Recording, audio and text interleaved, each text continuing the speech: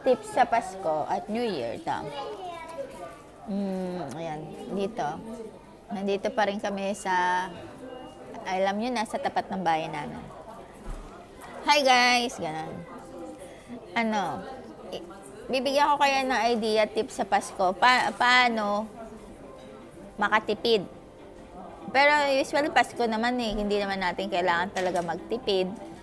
Kasi Pasko, minsan lang naman in a year yan, in once a year, diba? Sabi nga ng Philippine culture, pero kasi dito sa Japan, sa tagal ko na dito, 13 years ako dito sa Japan, wala po talagang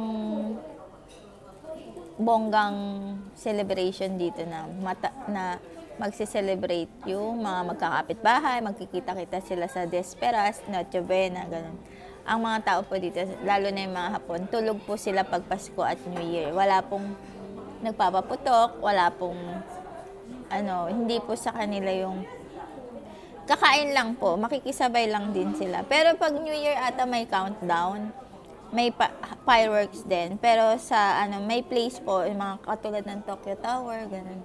Skytree, ganun. Yun, may countdown doon, may fireworks doon, 12 o'clock.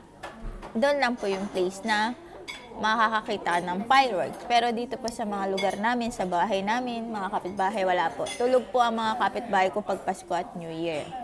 Kaya I'm very sad po pag Pasko. And then, yung dati nagtrabaho ko sa fruits, yung mga Haponesa, nagtrabaho sila Pasko, New Year. Ako, nagyasumi kasi Pilipina ako. Ang sabi nila, kasi Pilipina ka, kaya ka nagyasumi kasi sineselebrate nyo ang Pasko at New Year. Kasi kami mga Hapon, nagtatrabaho pa rin kami. Pag hindi red calendar ang New Year at Pasko, nagtatrabaho sila. Uuwi sila, makikipag-celebrate, magsi-celebrate din sila. Like, kakain sila, magluluto sila, or sa restaurant, ganun. After nun, magbabanding yung pamilya, kakain, or bibili ng mga KFC, Kentucky, ganun, magluluto ng something na Japanese food, ganun. Mag-order. Pero, usually, ayun yung nakita ko. Kasi nag-aral din ako ng Japanese culture sa Yokohama. Ganun po sila kasimple. Peaceful yung buhay nila. Pero, suddenly, mas masaya ang Pinoy, Pilipinas. Kasi nga may mga celebration sa atin, may pabonggahan, pagarbuhan, di ba? Dito po kasi sa Japan, hindi po sa kanila importante yung bongga magarbo. Pero usually may mga bonggang celebration sila, mga like wedding yan, ginagastusan nila like wedding. Yan, pinag-iipunan nila yan. Birthday, meron din sila birthday.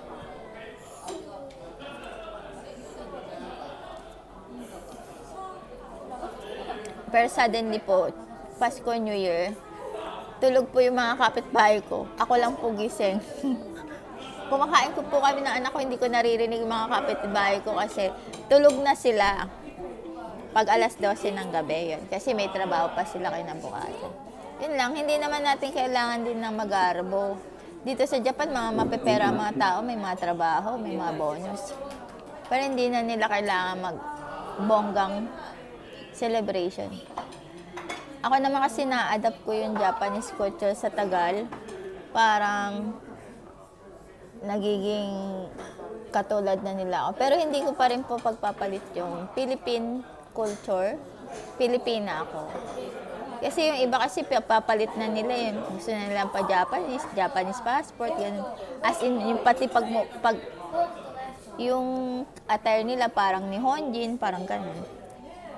Yun. Pero ako kasi na mamamatay akong Pilipina. Yun. Pag nag-asawa ako, lagi kong ipapaano sa asawa ko na huwag kalimutan na Pilipina yung asawa niya. Mamamatay ako sa Pilipinas. Dadalhin niya ako sa Pilipinas. Doon ako ipalilibing. Kasi ayoko ng cremate. Ayoko nang susunugin ako. Gusto ko bababa ako. Pero depende yan sa anak ko or mapapangasawa ko. Kasi sila pa rin masusunod. Yun. Ayun. Yun lang. Gusto ko na sa Pilipinas ako, ganon. Pag oras na mamamatay na ako. dadali na ako ng asawa ko doon or iuuwi ako. Nang mapapangasawa ko Kasi yung asawa ko ngayon, wala na talaga kami yun, di ba? Gusto niya mapagbalikan kasi nga dito sa Japan wala namang balikan nagaganap. Dito kasi recon talaga divorce. Ayun nga yung naano ko sa Japanese Sabi ko sa kanila, pag hiwalay na pala talaga, hiwalay na. No? Hindi na kailangan magbalikan. Pero sa nagkakabalikan, depende kasi yung biyenan ko, nagbalikan sila ng asawa niya Kahit matagal silang hindi naghiwalay. Kasi yung biyenan ko nagtrabaho dito sa Japan. Tapos naiwan yung lalaki sa Brazil. Umuwi pa rin yung biyenan ko sa Brazil, yung babae. Forever, no? Inalagaan niya yung biyenan kong lalaki hanggang sa namatay. So, mayroon palang ganun, kakabalikan sa tagal ng panahon. Hindi, kasi nagkahiwalay lang naman sila kasi siloso din yung biyenan kong lalaki. Shogun magtatrabaho yung biyenan kong babae dito. Yun lang. Baka yung biyenan lang na babae ang gustong magtrabaho dito. Siguro yung lalaki. Alam mo kasi mga Hapon seloso yun. Yun lang. Sa akin ngayon kasi iba na kasi yung pananaw ko. Dati gusto ko bongga.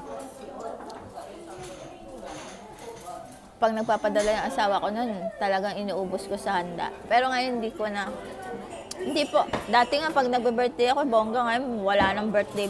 Nagbe-birthday lang ako, kain lang kami ng anak ko, and then uuwi na, di ba? Parang Japanese style. Ganun lang naman kasi. Sa akin kasi hindi na kailangan yung mag-arbo at bonggang handa. Kasi matutulog lang naman din after. At wala naman yung mga kapitbahay ko tulog din. Sa akin, mas okay na yung simple lang sa Pasko, New Year. Yung kaya mo lang ihanda at kaya mo lang kung ano lang nakayanan mo at wag nang mangutang-ngutang pa at wag nang mag-ubos-ubos ng pera. Kasi hindi importante po yung health natin. Basta wala tayong sakit, okay na yun. Malaking kasayahan na yun sa Pasko at New Year. Walang patay sa pamilya natin. Walang may sakit. Ayun lang.